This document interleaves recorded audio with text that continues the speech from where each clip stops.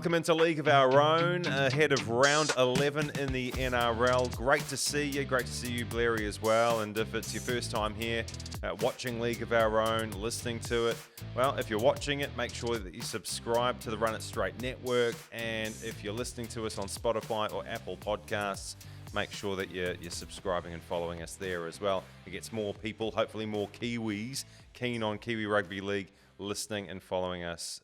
I just want to say, I guess, how impressed I am of all the engagement that we're getting around, especially this Warriors 17, which we'll dive into as we get through this episode. But there's been so much engagement, which is great for us, which is great for the fans, that they can dive into our channel and jump through the Run It Straight network and throw in their opinions and their thoughts on where they see players going. So I love that about the Warriors fans and the Kiwi people, that they all have a thought on who their best 17 is, and saw some great mentions of some people in those positions, which is always hard. And obviously there's a lot of people that love Adam Pompey and what he's been doing. So do we. But they did also comment about the future, about Ali Lautau and Rocco Berry too as well. So it's been awesome. And obviously Roger coming back into the fold. So really grateful for all our fans tuning in and adding their opinions and having a voice. And it sort of got the wheels turning, because there are a number of positions within the Warriors squad that you can say, well, look, Mitch Barnett, he starts in the front row. Wayde Egan is your starting hooker.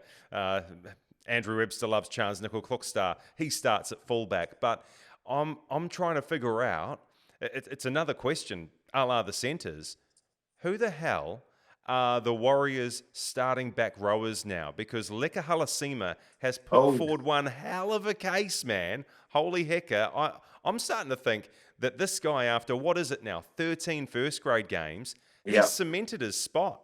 On which side, I don't know. Maybe you can help me out, Blairy. Yeah, well, I tend to agree, Goran, that I feel like he's earned his position in the team. And what I like about Lek, and I'm guessing everyone sees quite similar, the fans, I mean, that he is a unique player. He has skills that the back rows that they have now don't have. Obviously, he's young and full of energy. He's still learning the game, but he seems to find himself in really good positions on the field in attack. He loves beating players, and I'm not saying no one loves beating players, because that's what our game is. We want to try and break tackles, but he's a tackle breaker, tackle buster. He wants to be known out on the field, and all fit and healthy. I feel like he gets your starting position. The fortunate thing with Leka is that you could play him anywhere in the team, and not only back row, besides mostly hooker, but I'm sure he'll give it a crack because he's just a young kid that just wants to have a crack at the NRL, and I think he can do a great job at it. I think he's definitely, he's played right side back row, he's played left side, I think it was right side centre, or when he got that runaway tackle down against, and also the Bulldogs debut when he got out in the centre, and so he's on the right side there. So I think he covers one of those positions. I think Andrew Webster can work out wherever those other two go, and who wants to compete out of that. So I think put Leka where you think suits best for the team, purely on the athleticism and the impact of these two players. I'm going Marata, and I'm going our young man, Halasima. Wow. When you talk about the other alternates, so let's say LEKA Halasima takes one of those edge roles, you've got Marata Niokore, you've got Kurt Capewell, you've got Jackson Ford. You could even chuck Mitch Barnett in the mix, because remember when he arrived from Newcastle, he played a lot of edge forward, and it was only a year or so back that he was doing that for the Warriors as well, before he locked himself in to the front row. And I suppose it speaks to where the game in general is heading. Yeah, so it's a very mobile pack, and all of a sudden you're seeing guys who used to be edge forwards playing in the middle, because you've got to have that fitness. It's no longer a case of, oh, you're a big body, you're going to run through the middle for a few minutes. If you don't have the fitness, you're not going to cut it. And so Yeah, you've got these very mobile, agile forwards these days, and yeah, that's why they can interchange. But Oh, yeah, yeah. I need to know who's the starting back row, man. Well, I've given you my thoughts, and I know everyone else will jump on. Like at the end of the day, Coach Webster's going to put in who he thinks is the best for those positions. I purely just go on purely the game style that they're playing. Powerful back rowers running inside shoulders on halves, making being a presence on the field is as a back rower. You have a real simple job. It typically is to rip off the inside shoulder of the opposition's half, and when you're running those hard lines, or whenever you get an early ball, you're just going straight over elbows and knees, bumpers right into the sternum. So I think those two players that I mentioned, Leka and Marata, do that every game. Mm. That's their game. Powerful running and creating momentum for the likes of Wayde Egan, for Mitch Barnett to play front football, for Aaron Clark, who's been outstanding, to play more front football and get over the ad line with his leg speed. So the revelation of their game between the middle forwards now, because like you said, they've got most of their front rowers can play a back row position besides, I reckon, Fish. Mm. So Aaron Clark cements the 13. I think Fish, and when James Fisher-Harris is healthy and fit, obviously he's been named, him and Mitch Barnett are your two starting front rowers. Everything else you have to work in between what's important for the team in the game style, what suits your players. So it's an exciting chance for these young men, but also for the Warriors to really challenge the teams on the ladder and show them what they can actually do. Because I thought, you know, last weekend's game they did exactly that, and they put themselves in the shop window. You talk about Fish, and he's back after that pectoral injury against the Melbourne Storm. And, you know, it's awesome to think that he could potentially play this weekend against the Dolphins. I know Andrew Webster has pointed out that he'll leave it as late as humanly possible to see if he can make game day. He's been named to start, and not just him.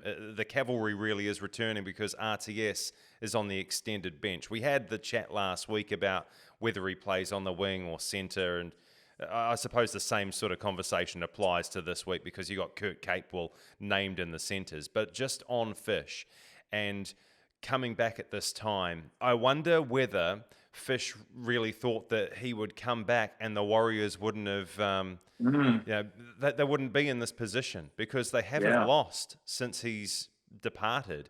And so they're in this elevated position. Now he brings back all of his experience and ready to just run through this next little stint where the Warriors may or may not be affected by Origin selections. Yeah, he must be really wrapped with what the Warriors have done in his absence, Blairy. Well, the forward stocks have been real healthy. Besides, obviously, James being on the sidelines, I reckon he'd be really impressed with how the teams continue to build, understand their game style, understand their flow, and most would have been sitting back in awe of what they've been able to create, with maybe not thinking they would be sitting where they are right now, but have really embraced the challenge. And we've spoken about the young men that have come into the side and how they've got this opportunity. Obviously, last week seen Jacob Laban get another opportunity in there. Dimitrik's playing so well. Obviously, Leka's earned his opportunity at the starting range. So those young forwards have really held their own through this competition, which I think is the toughest competition in the world, and beaten some quality sides at the same time, while having one of their fearsome leaders sitting on the sidelines recovering from a pectoral injury. And I reckon he'd be sitting back being proud as a co-captain of the club and of the players, and thinking that they've got an opportunity here and they've got a squad that can really challenge when it comes to the back end of the season, because they're building their season real nice at the moment. Yeah, and he comes in just in the nick of time, really, when Jackson Ford is unavailable through concussion. Bunty Afoa Yeah. is not there with his knee injury, so it's a hell of a boost Yeah. to receive with those guys making way for this weekend against the Dolphins. And not just that, he's breathing life into the Warriors' away stretch. So we've spoken previously about the importance of this. They played Newcastle and Christchurch, and then it's been Brisbane, Wollongong, and this week against the Dolphins at Suncorp Stadium again. And to think that they could emerge from that stretch without defeat would be remarkable. And I don't know if too many people would have thought that was achievable earlier in the season. And you know, we mentioned briefly Roger Tuivasa-Sheck. Yeah, the experience that he brings as well, if he plays, whether it's in the centre position or on the wing, they are starting to build, and I'm wondering if this is the weekend that they actually go level with the Bulldogs.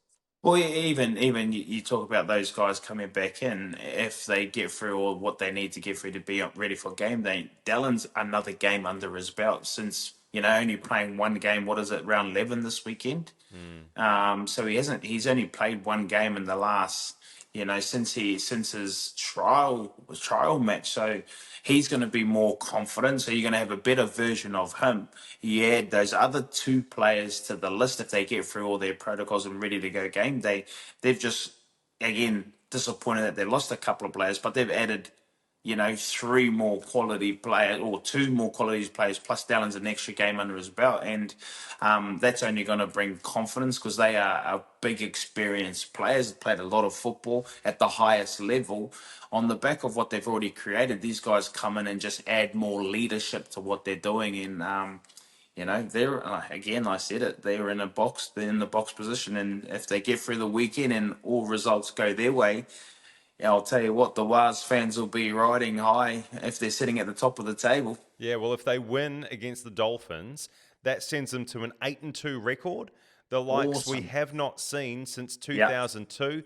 Back in those days, the Warriors made the grand final. And I know a lot of Ooh. people, a lot of ex-players especially, are saying, oh, you know, hey, the current squad, don't listen to this, don't listen to this. But if I was a player, I'd love to hear everybody pumping up Matthias, because otherwise, when on earth do you listen to the media? When on earth do you listen to podcasts? And, you know, like, why can't you celebrate the achievements of what you're doing at the moment? Because far out, like, they have been really good in a competition which has been higgledy-piggledy and all over the place. They've been very consistent. And so I think you need to listen to some of the noise. I know that one of the catch cries for a lot of players is, oh, you know, you want to block out that noise, but that's only when it's like ridiculously negative and you know, forget about that stuff. But yeah, embrace the positivity. Like, people are loving watching you play, and we are starting to think that maybe this year is the Warriors' year. Yeah, well, I think you have to, Goran, because you earn that to the limits or to the point that it doesn't take you away from focusing on what you do week in, week out, or day in, day out when it comes to your football. So I would say the same as everyone get behind it, everyone embrace this, because it was only this time last year that it was a complete different story, and they weren't sitting in these positions, and there was different conversations being had. So I think for the players in the club, obviously not wanting to get ahead of yourself, but understanding they have worked their butts off to get into this position, and they should be celebrating these little milestones. But understanding that, hey, there's still so much work to do. It's only round 11 coming up. They're on the road again, so all those little things, and I'm assuming on the back of, you know, the way where they sit in the competition, that they're doing everything right through obviously their travel, through their preparation, through their recovery, all the small little details. I'm assuming that they're doing all those really well. So yeah, I say why not embrace it? It's not negative, it's positive. The country's behind them. The country's behind them. All, you know, and this, I reckon this too, Goran, is all Kiwi players. It is their second team. It is their second team when they do play for another club, because it always is home New Zealand. You know what I mean? So every player, besides when you play against the Warriors, you know, when you watch them play against someone else, you're hoping that they do well for the country. It's for the country because they have the whole country behind them, and they're riding the wave. And I think, you know, keep at it, celebrate it, enjoy it. because you never know when these moments aren't there again. And another way to celebrate what the Warriors are doing at the moment is to hopefully see some of their number included in the Origin squads named by Billy Oh, Slater and Laurie Daly in just a handful of days from now. And Blairy, I think we need to go through some of the Origin hopefuls, or what I'm calling WAH-rigin hopefuls. WAH-rigin. WAH-rigin hopefuls. Yeah. Mitch Barnett. It's a yes for me. Oh, definitely, definitely a yes. The way that he has, like, his development arc since joining the New Zealand Warriors has been immense. And I think back to when he left the Newcastle Knights, and he kind of left under a bit of a cloud because he smacked that guy off the ball, and I think he was Elbow.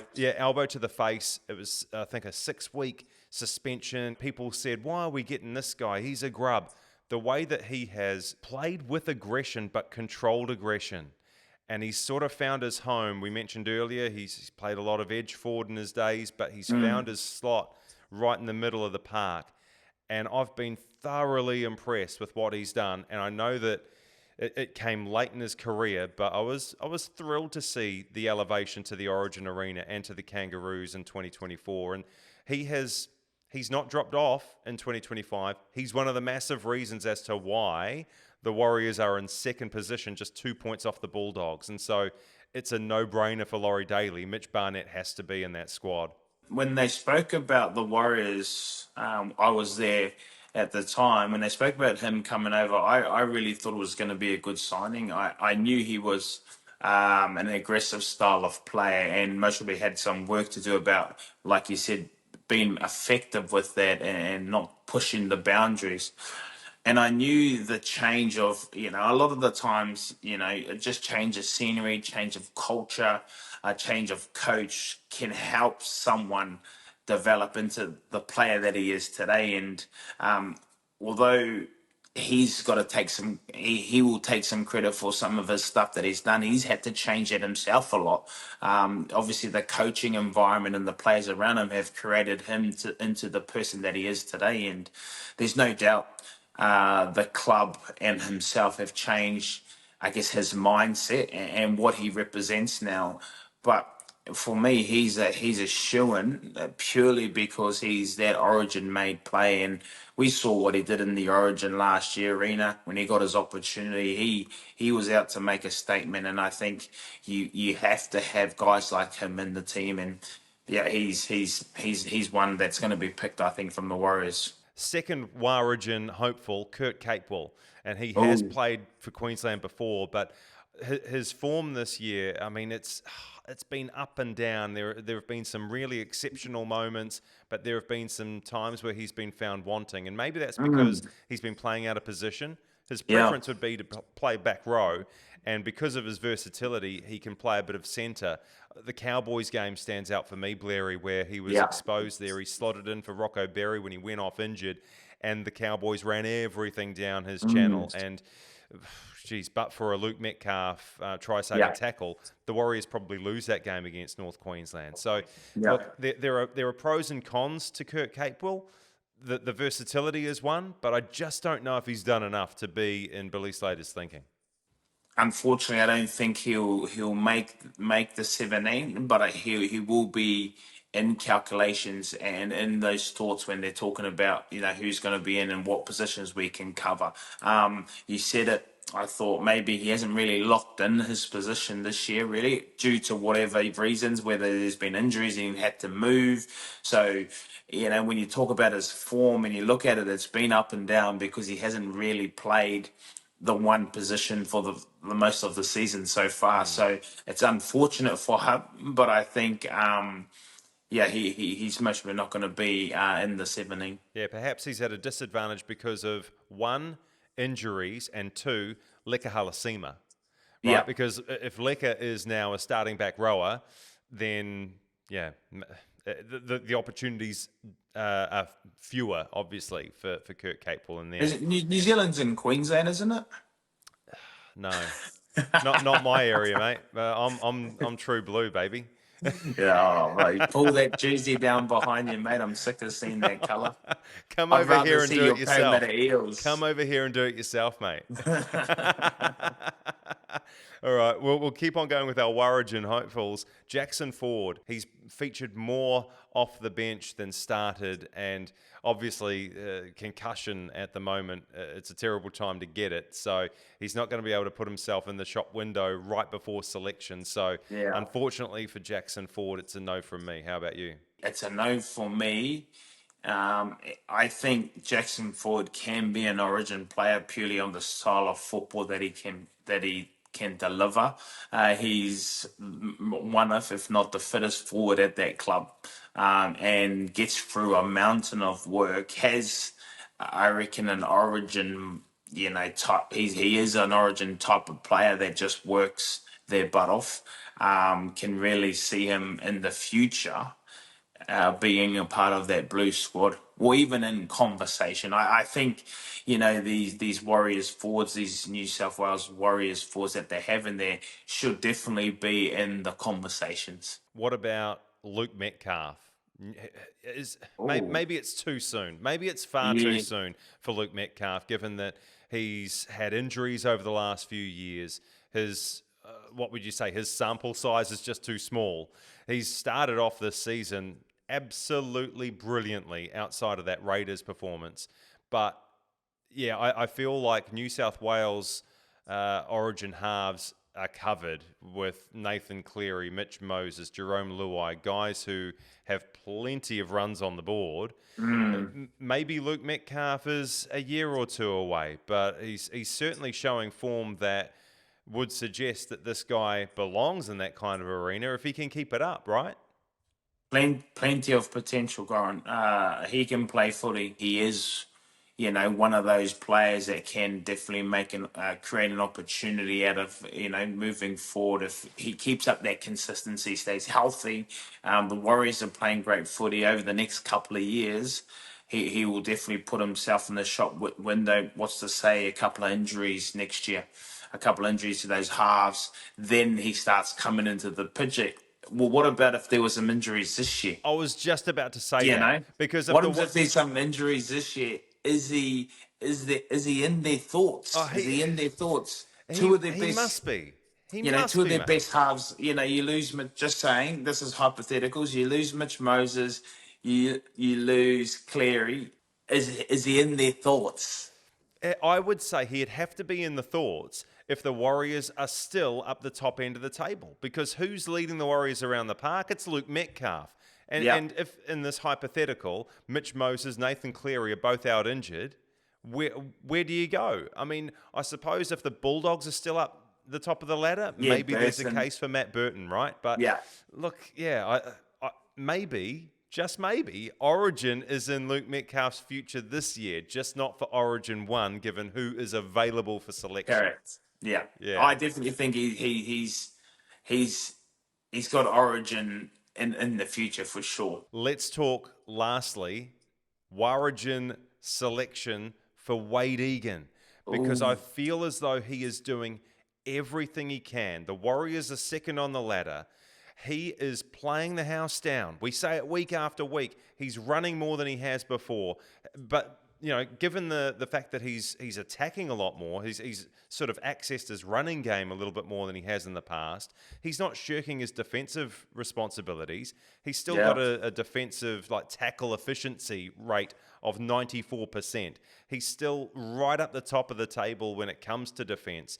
Going back to the running, he's run more out of dummy half than any other hooker. So if Wayde Egan isn't in the conversation, maybe I just don't turn up next week. No league of our own. I'm just boycotting. I'll abandon it. But then I look at some of the papers and some of the websites out of Australia, and you're over there, you'd see it firsthand. He's not even in the conversation that some of these experts are having. I'm seeing the obvious names like Reece Robson, like Apisai Coruscant. They're chucking in the mix Damien Cook. Oh, come on. Let's Oh, be serious for a second. Don't talk about Damien Cook. And they're not mentioning Wayde Egan. bias, mate. Bias to the Warriors. Bias to the Warriors. What's changed, Grant? What's changed? Not much.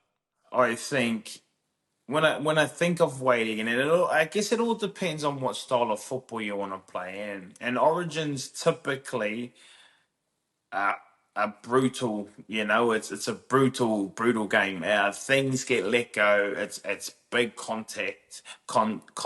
It's in your face mentality. It's being able to like put on plays and give it to the people you need. Which, when I say that, that's why I would think that Wayde Egan can suit this. I'm not saying he's the most brutal when it comes to contact. I think he's efficient around the things he's done this year. You put him around some of the bigger two bodies, Payne Haas. Say you start Mitch Barnett. There's some big bodyguards in between or around someone like Wayde Egan. So you could actually have him as a player that can do the job that they need, where you don't have to be flash. You give it to the people that you need to, and when Nathan Cleary calls for the ball or Mitch Moses, you just zing it to them as how they want it, right on their chest, which I think he can do. You also need to get the ball to Latrell Mitchell. You need to get it to Stephen Crichton. Well, I think he can do all of that. If he's not in the conversations and they're talking about Damien Cook, and I'm not coaching. I'm not coaching. So you're not coaching, and I'm not doing I'm the not. podcast next week. I'm not coaching. If he's not in front of Damien Cook right now where he sits, I don't know if I'm watching the same game. I don't know if I'm watching the same game, and I would even put him in front of Api Krosa. I would put him in the top two right now when it comes to what he's been able to do, and if he suits the style of football they want to play, I think they'll choose him. If he doesn't, he won't be in the conversations. Most running meters as a hook in the game, normally that's Damien Cook. Haven't seen enough of him to be able to go, oh yeah, he's in conversations for Origin. It's always the same two candidates up or it's Reece Robson. So I would say he's in front of Uppy. Just my opinion, my personal opinion. I'm purely just watching the football that they've been doing, and I do watch a little bit of football these days. So I Do think you? I think the It's only your safest job, option. eh? Yeah. I think the safest option for the Blues would say Reece Robson. Um, if you want to take a risk and you want to introduce someone to the Origin arena, and I'm not saying this is a risk. I said if you want to try something different, Wayde Egan's your man. He's Wayde Egan's your man. He is your man. And just another little thread to weave into this Wayde Egan Origin blanket, if you like. I don't know why I said blanket, jersey. The fact that Wayde Egan and Nathan Cleary would have spent a bit of time together at the Penrith Panthers, right? That's Oh, where he came through. the And gods have spoken. yeah, well, are you saying that I'm a god? The gods have spoken. Someone's told you, and then you've said it. Yeah, so look, if Wayde Egan's not in the mix, it'll be Oh, crime of 2025. yeah. But good luck to all It'll of be our it'll be as it'll Origin be as hopefuls. it would be as good as Sean Johnson's Dally M taken away from him. Yeah, That's what that'll be. yeah, that was the crime of 2023. If Wayde Egan's not selected for Origin, that's the crime of 2 years later. Hey, the Warriors have revealed this new jersey. They've got a Dear Warrior jersey designed, inspired by former Warrior number 151, Louis Brown, who Yeah. nowadays finds himself in the fashion industry. And he was asked to collaborate with the Warriors and Dynasty Sport.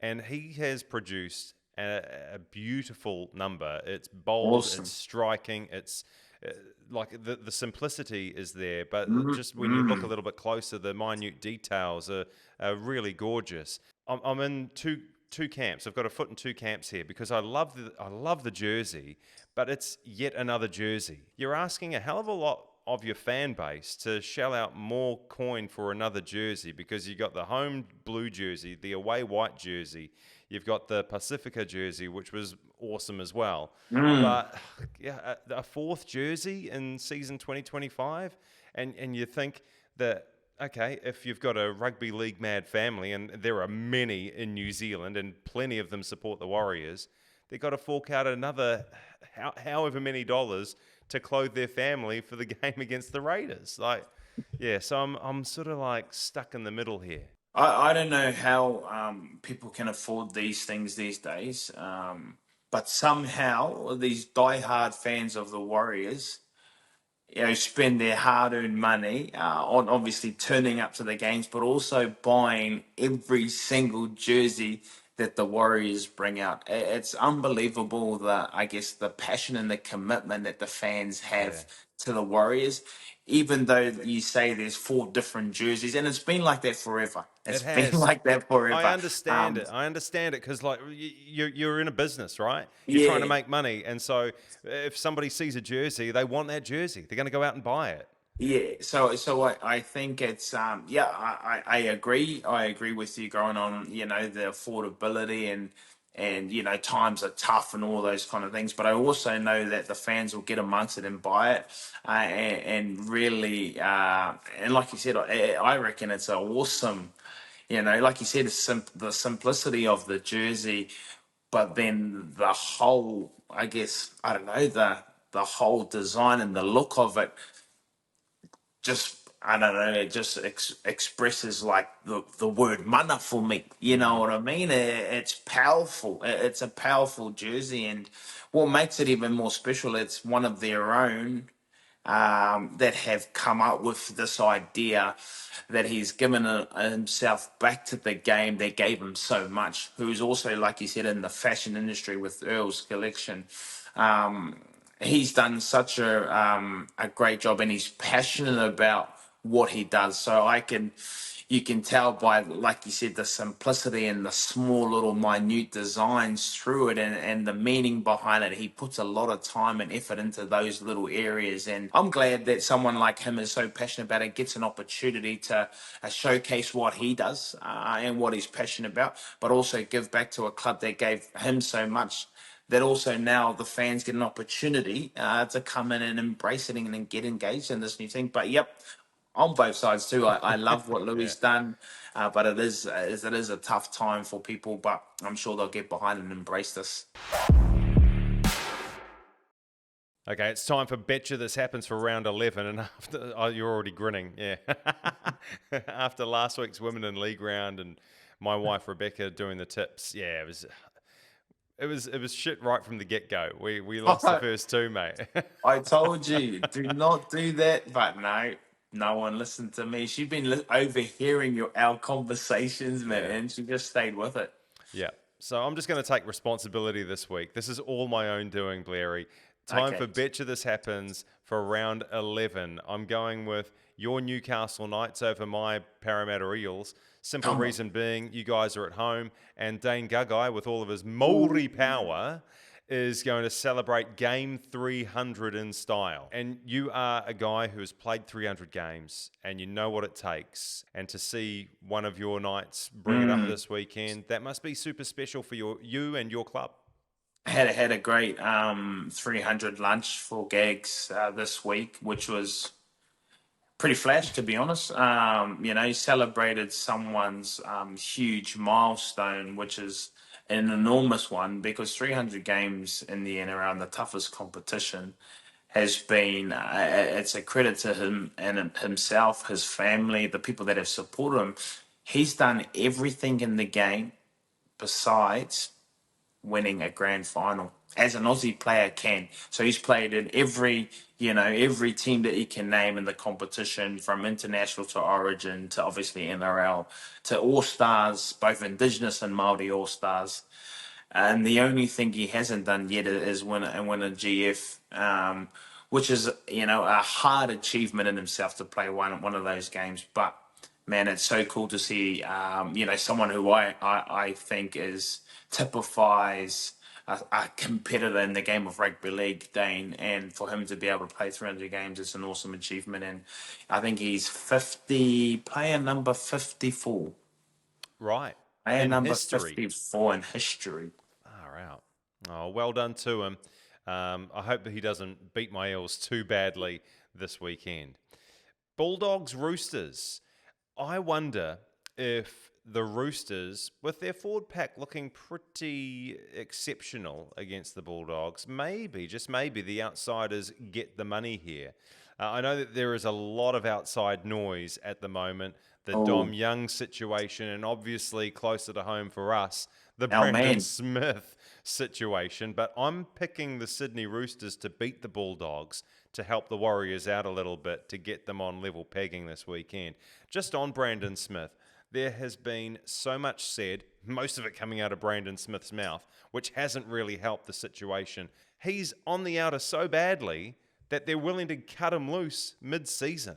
I mean, that says a lot about the relationship between Brandon and the Roosters club, Blairy.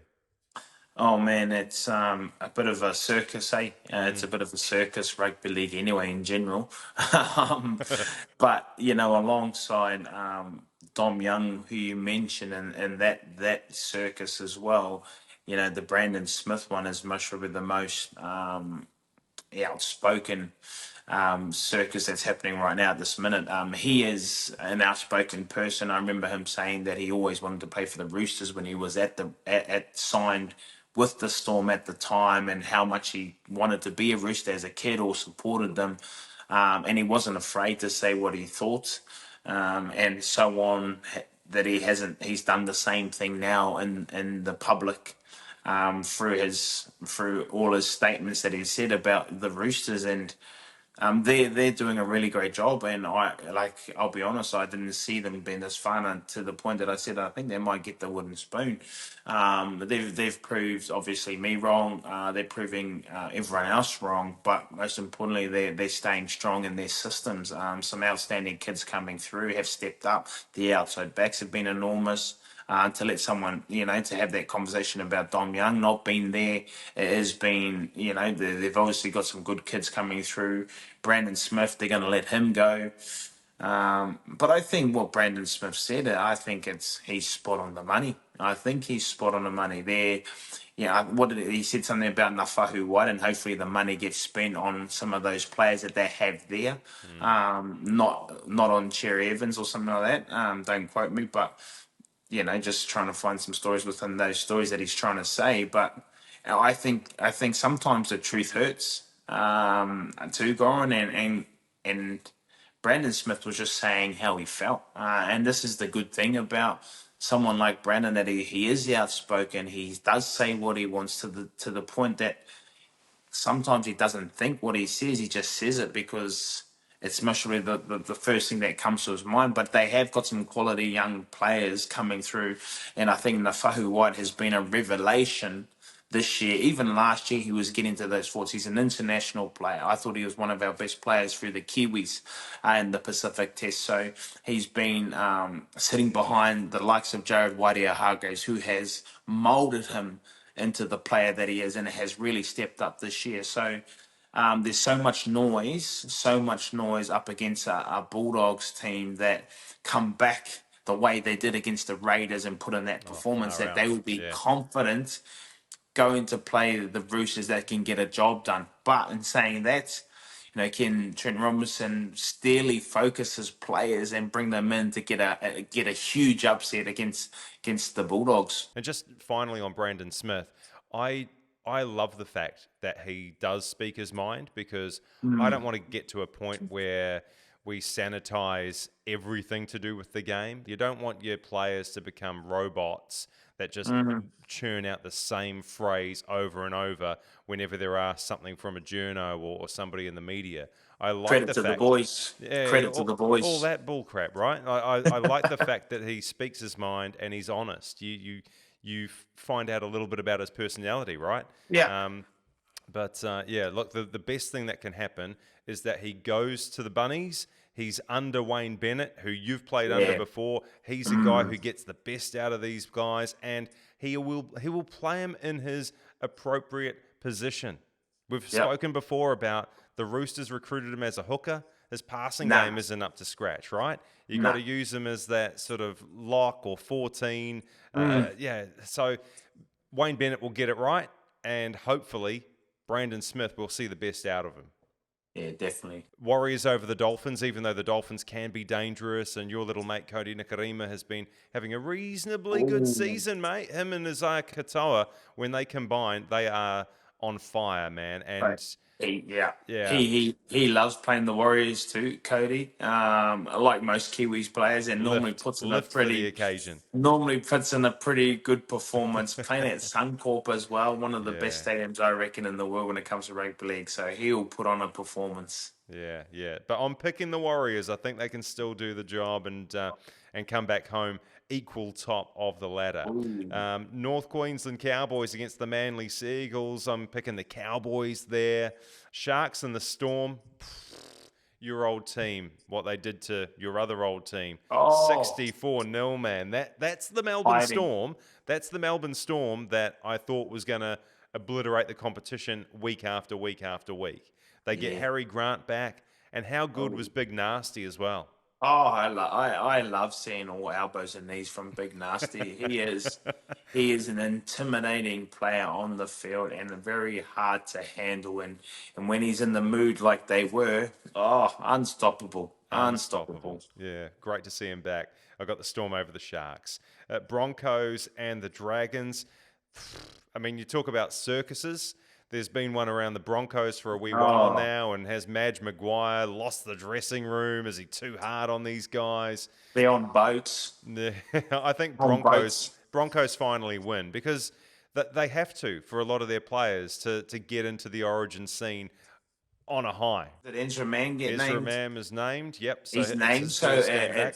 it's a big game. It's a big game for all the reasons for the off field stuff, but also the reasons of a big one for Ezra Mam coming back into the team, and there's going to be more conversations around that anyway. But pressure is crazy in the game of rugby league. I've tipped the Raiders to beat the Titans.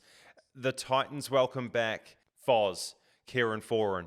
And I'm Oh, the fossil. I'm rapt to see Fossil back. We've spoken about the pace that the Titans can play with and the pace that they can put into the halves when Kieran's not there.